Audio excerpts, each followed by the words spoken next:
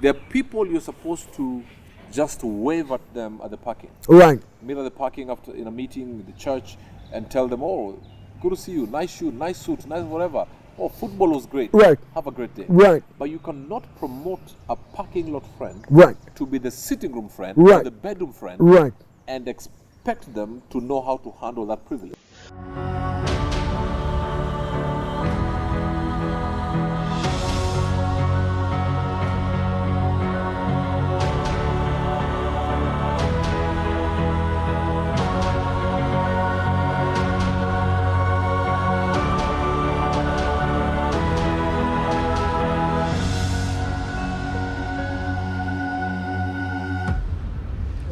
Well, a very, very warm welcome to today's episode of the Goldmine Show. Absolutely just happy, very happy just to come back to you again. We're coming to you from Laikipia Cottages right here in Kileleshwa. I want to invite you to keep following us on the Goldmine Show on Facebook, on YouTube, as well as on Instagram. And let's together build a great community that believes in our collective greatness. Today's show is dedicated for one big agenda: the level of fakeness that we probably see within our community, the amount of fake friendships around us, and just the question of how authentic are we and those people around us as we move on with life. And I've invited a friend of mine who is absolutely passionate about this subject, probably because of his own relationships or maybe because of his own journey, but whatever the case, this man overflows with a word of caution around it. And I want us just to pick it from the very best, none other than the author himself, the coach himself,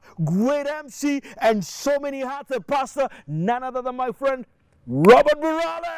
Thank you for that. So good to have you, sir, man. And thank you for making time for us, man. Chief, it appears the world is getting faker by the day if there's a time like this. Right. Oh, big time. People are not who they say they are to you as friends. Right. People are brought together in friendships by parties, by the address they live in, Right. but no longer by the value system. Right. So there's a lot of disappointment because people get hurt when they're like, but I thought this girl was my friend. Right. I thought she was my friend. Right. Because the foundation was very shallow. Right. Yeah. Right. And this is becoming very common. Yes. Burale, I mean, we're getting shocked every day. Absolutely. I thought we were friends. In fact, that statement has become, It's common. it's a very common friend. I blame both sides. Right. Number one, Right. the fake friend. Right. And number two, the person who is hurting because they gave privilege to somebody who did not know how to use that privilege. You have elevated someone. Promoted a parking lot friend to a bedroom friend. Whoa. There are people you're supposed to just wave at them at the parking. Right. Meet at the parking after in a meeting with the church and tell them, oh, good to see you, nice shoe, nice suit, nice whatever. Oh, football was great. Right. Have a great day. Right. But you cannot promote a parking lot friend Right. to be the sitting room friend Right. or the bedroom friend Right. and expect them to know how to handle that privilege. Right. Yeah. Right. It's like you cannot complain that your white linen has been dirtified when you opened your door to fight a pig. Whoa. Let's get into the detail of that, man. I mean, we've got to classify people for where they belong. Yes. And we've got to then help each other. Who needs to be a parking friend and remain a star? And by the way, there's nothing wrong with them being a parking No, there's lot nothing friend. wrong. That's their space. You just need to be sure and to know where to put whoever where. Correct. The people who should never know where you live. Right. The people who should not have your mother's contacts in case of an emergency. Right. No. Right. So, if our discussions are just football and have you had politics and this and that, did Right. you watch this movie? Right. Let it end there. Right. But there are others who need to see the inner part of your heart. Right. Man, today I'm feeling low.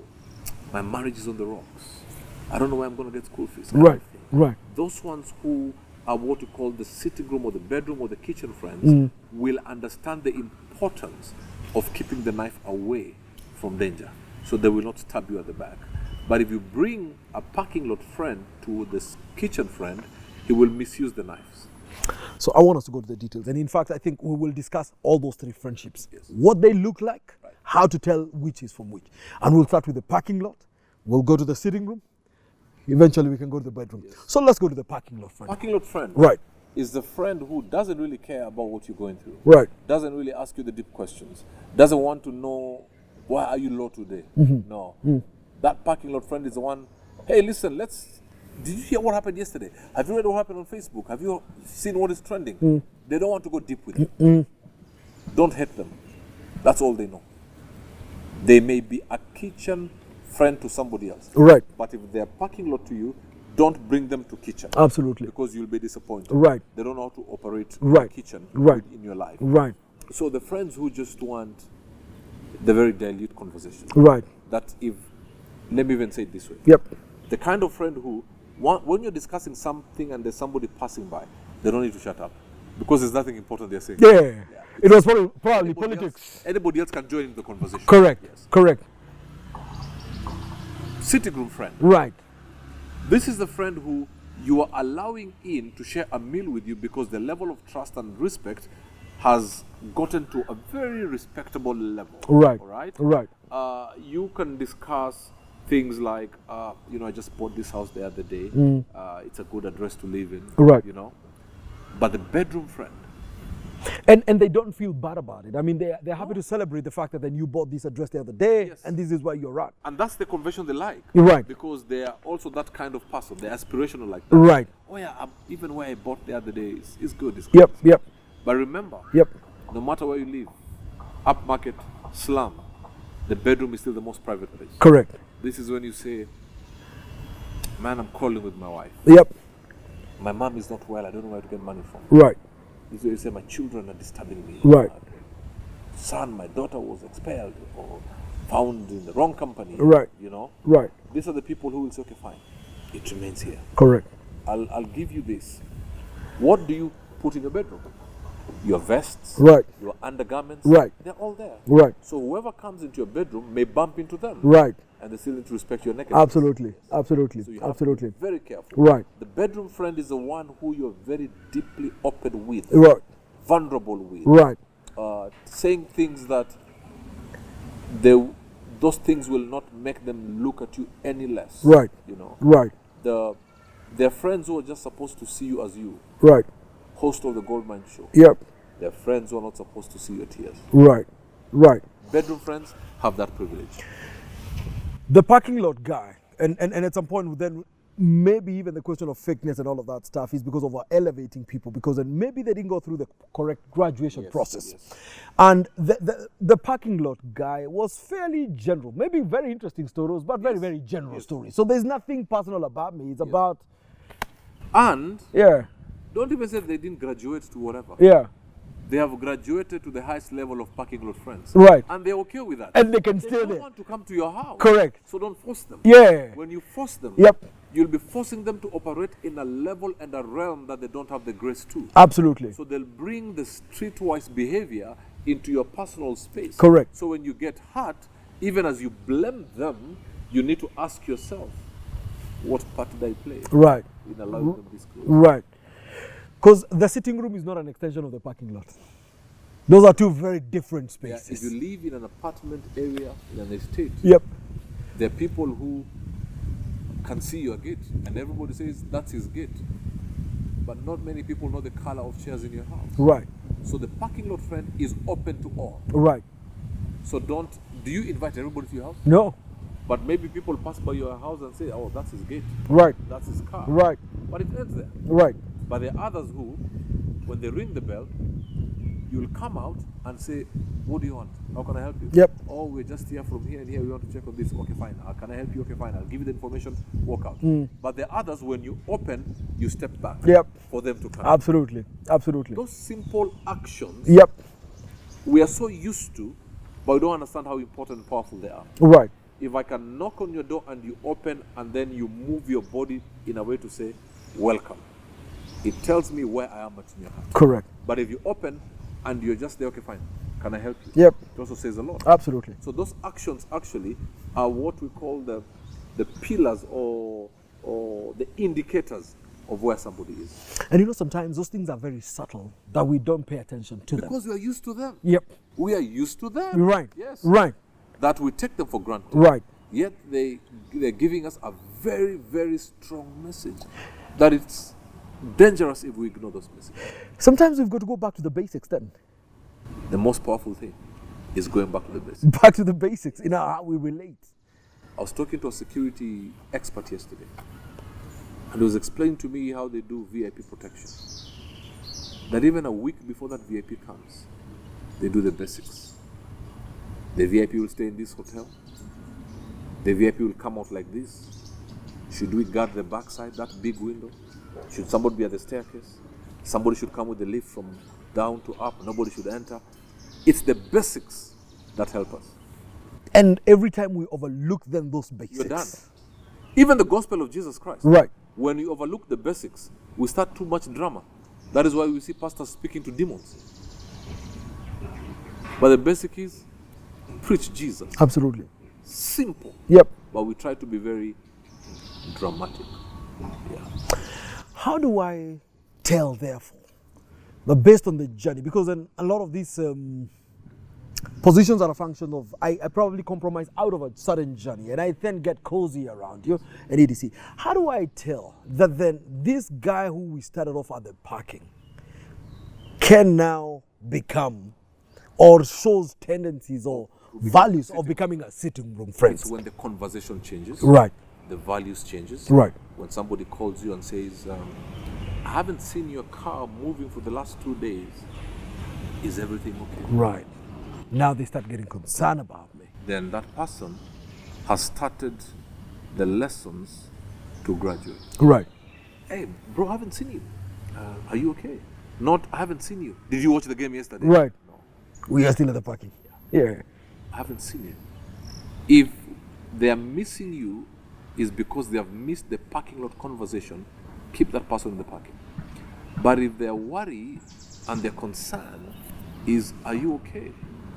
I haven't seen you leave the house for 2 days because your car's been packed. Either you have traveled or you haven't traveled, are you unwell? Then there's a graduation happening. Oh, right. And then you start bringing that person close. Not Right. immediately. Right. But let's keep on keeping on. Right. And then when you meet, like, hey man, I was worried, man. I was wondering if you're okay, if you needed something. Right. You know, I almost even looked for your wife. Right. Then that person is the journey to graduating. Right. To a higher level. Right. Yeah. Right. And effectively then it means that then their focus actually is more on the well-being of you. Yes. Not just the general conversations we can have. Now, and on we keep going. Then at what point we then say, this guy now looks like a safe guy. And of course I must say, once bitten, twice shy. Yes, I mean, having gone through the kind of shenanigans people go through. Yes. How do I then tell you're getting closer then also to becoming maybe the few? Because I would imagine bedroom is a very private area. When they also become vulnerable with you. The most dangerous kind of person is the one who wants to know what you are doing, but they don't volunteer information of what they're doing. That's a monitoring spirit. Right. Right. So, as they ask you to be vulnerable, are they being vulnerable themselves? Right. If they're not being vulnerable, keep your bedroom locked. Right. Yeah. Keep your bedroom locked. Bedroom friendships is very two-way. Very two-way. Very.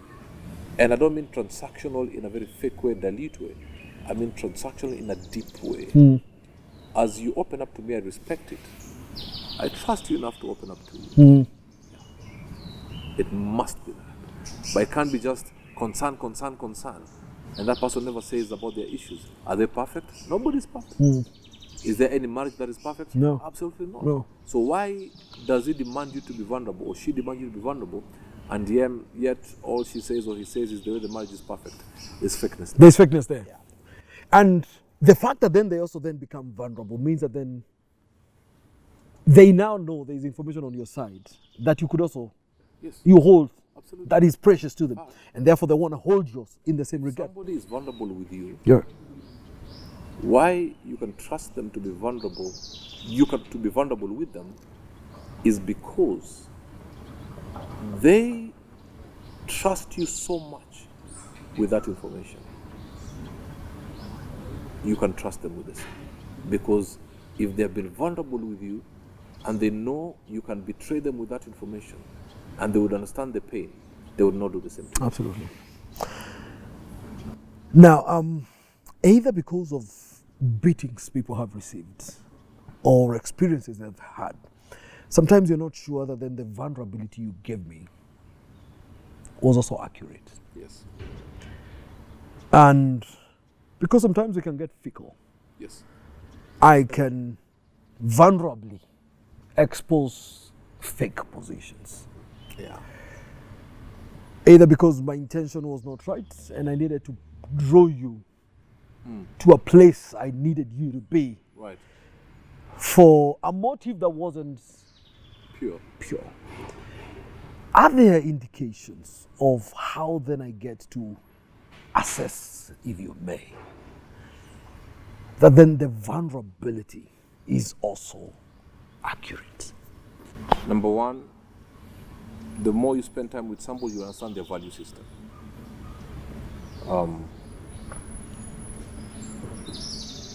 We've spent time together. We have never used vulgar words. It tells you a lot about our value system. How are they also talking about people who are once vulnerable with them? You can talk about displeasure of previous relationships, but it's in the how you are doing it that makes somebody believe in your value system. And once you can tick the boxes of the value system, it means this is a solid man, this is a solid woman, I can handle this person. Otherwise, if all they do is point others as bad, and them as perfect, They're the only angel in town. you are joking with a very dangerous person. Right, right. You are in bed with a hyena on your right and a lioness on your left. They'll maul you. You have nowhere to run. Right, right, right. And Burale, I can tell you, I mean, the question of betrayal is no longer hypothetical. No. It's happening every day. In fact, today, part of why people will go through very difficult times and not share with anybody, even slide to depression, Yes. is because they trusted before, but their trust was abused. The trust is not a mistake. It's the abuse that hurts. I would tell people never to rush into trusting another person immediately. It's just like a breakup in a relationship. Never date somebody while on the rebound. Take time, take stock, heal prayerfully, and God will also send you another person. But we've got to be very, very sensitive, because people tend to trust people they smile with every day. People tend to trust people who comment on their posts every day. No.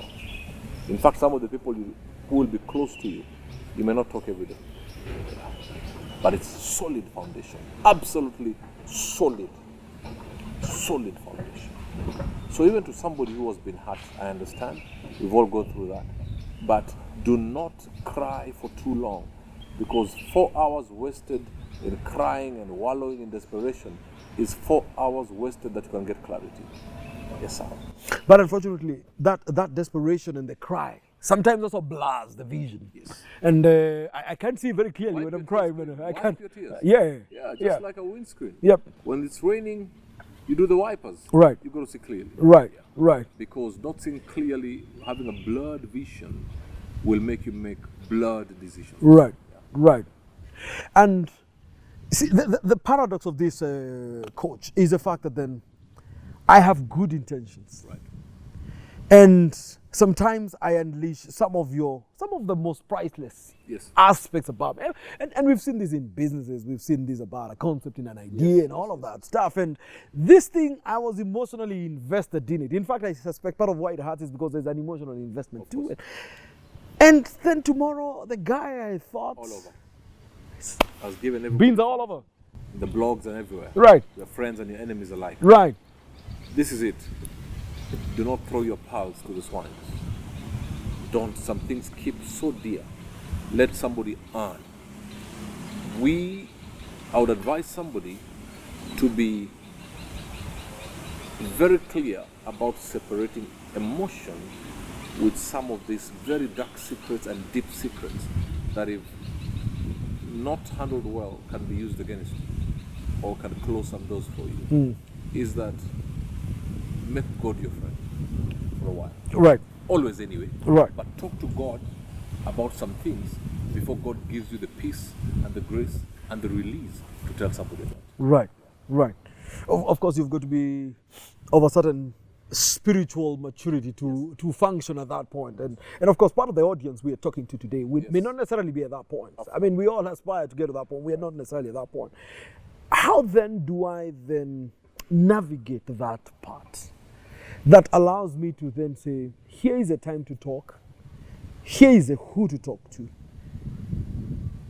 and at the same time seeking the support that I need. And it's a battle that says, I need to talk to someone, I am afraid of who to talk to, yet I know I need the support that I need, if you get what I mean. Some of the greatest friendships are built in the trenches. Walk journeys with people first. Walk a journey with somebody. Then you can trust them. You've got to walk a journey so that you hear what they are saying, you also hear what they are not saying. It's always walking the journey with someone. Yep. And also hearing what they're not saying is also as important. Sometimes that's the most important. Sometimes, sir, that is the most important. Yes. Is there a skill that I need to master to be able to hear what they're not saying? Discernment. That's it. And that's why you say everybody aspires to get to that place spiritually. Right. Discernment is a strong thing. One thing I ask God every time, please, grow me in wisdom, in stature, and grow me also in discernment. Yeah. Discernment is when you have no evidence, but it's still a fact. Yeah. You can't prove it, but you know for sure. What I feel is 100% accurate. Yeah. That's discernment. But you have no facts. Yeah. If a gun is put on your head, Yeah. you cannot even defend that. Yeah. You say, I just know and I'm sure I know what I'm saying. I know that I know that I know that what I'm saying is the truth. You know, it means that the right does not necessarily always have to be backed by facts that we can touch or evidence. No. I can be right even without facts. Yes. Discernment. Discernment. Wow. Like now I've discerned tea. It's coming. There's tea around us. And with some masala on it. It's a fact. And it's it had better come and come quick. but you know, I'll be part of why this is important is because there seems to be evidence that our society is degenerating into something different. Yes. And people are not always what you see or you think they are. Just because nothing is based on value. Bro, we no longer have value-based relationships. We have Instagram-based relationships, social media-based relationships, address relationships. And at the bottom of the pile, we have somehow tried to sneak in value, yet value should be at the top. That's just what it is. You'll hear people say, man, how could they do this to me? Oh, I've reduced the number of chairs on my dining table. It's all because of those things. People have rubbished gold that has been placed in their hands. Yeah. Our pyramid is inverted. Totally. Totally. And we need to go back, if I may use your words, to the basics. Yeah. Wow, it's shocking what it has degenerated to. And I want to tell people, just have friendships based on value, not perfection. I stand on this, I'm very consistent in saying we don't look for perfect people, but just valuable people. Valuable people. Valuable people. That's it, bro. Valuable people. Actually, the root of what valuable is value. Yes. That's it. And therefore, we go back to value-based. Yes. But we must also be aware of how fake. There's a lot of fakeness out there. For every original, fake can only exist because there's an original.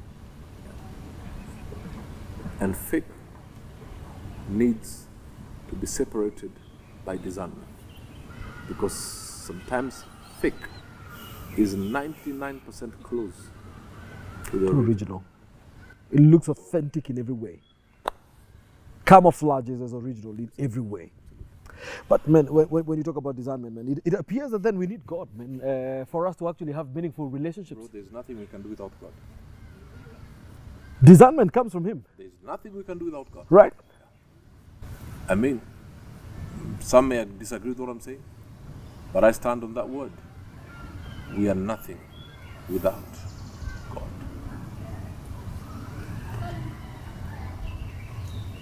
May God help us. Yeah. Be good friends, people. Value. Value. Number 3, more value. There you have it, man.